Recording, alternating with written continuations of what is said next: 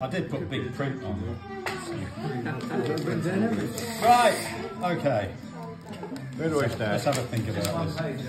Yeah, one page. Yeah, I thought it would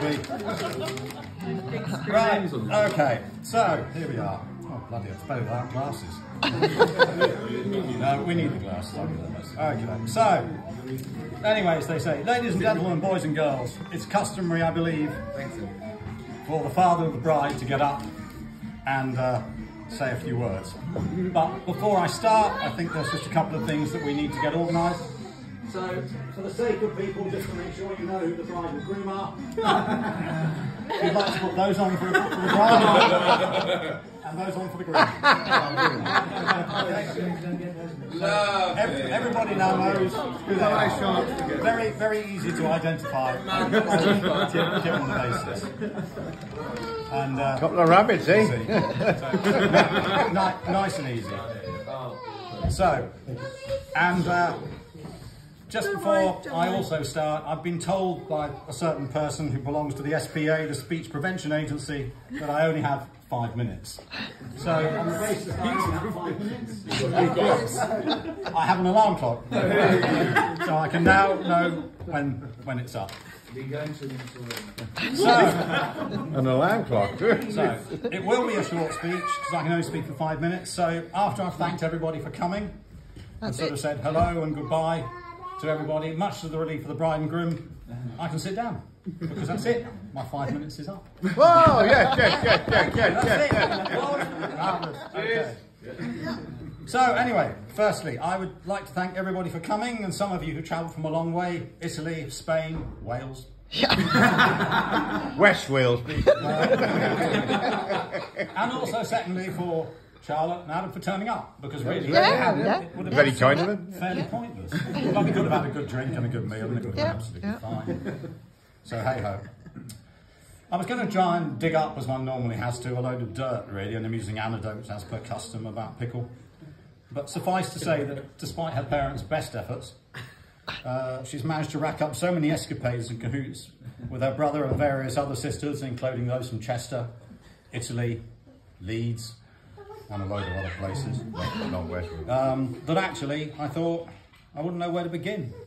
From her tiny, tight ears through the tempestuous teens, wreaking havoc as she went, and communicating only by WhatsApp, which, as she knew, was one way of avoiding her father, since I've got a BlackBerry and WhatsApp hasn't got a bloody clue what a BlackBerry is.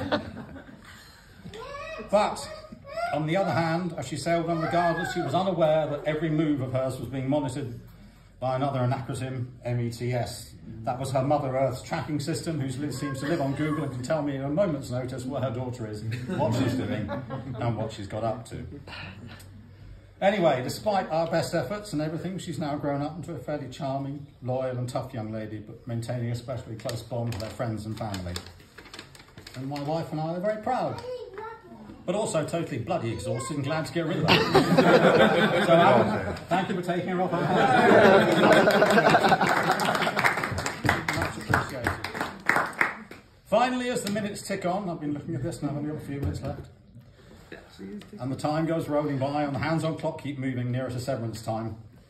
I just wanted to read you an extract from a book that I found because I was doing some utterly useless research.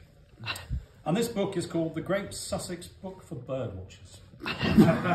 Now you may ask what the relevance of that is, but the relevance is that as I was going through this book, I found a reference to a certain species which bears a remarkable resemblance to this young couple.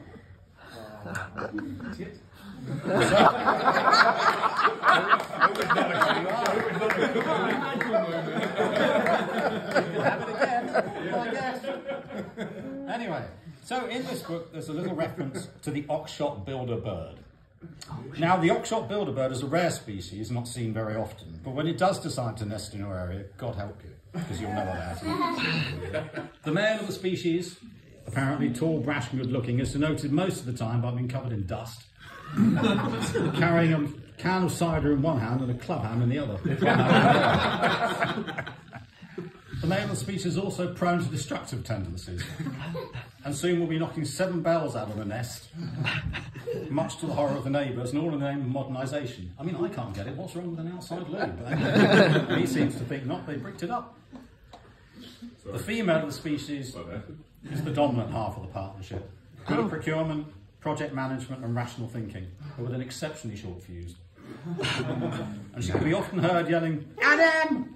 What the is going on now?"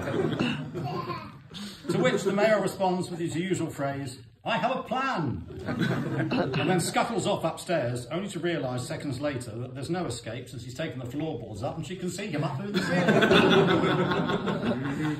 So there you have it, ladies and gentlemen. I have 5 minutes. My time is up, I believe. My buzzer's just gone off. And all I would ask you to do, once you've awakened from your slumbers, is to be upstanding and to raise a glass to the new Model 4s. Charlotte and Adam. Charlotte and Adam. Charlotte and Adam. Cheers. Cheers. Thank you very much. Yeah, great space.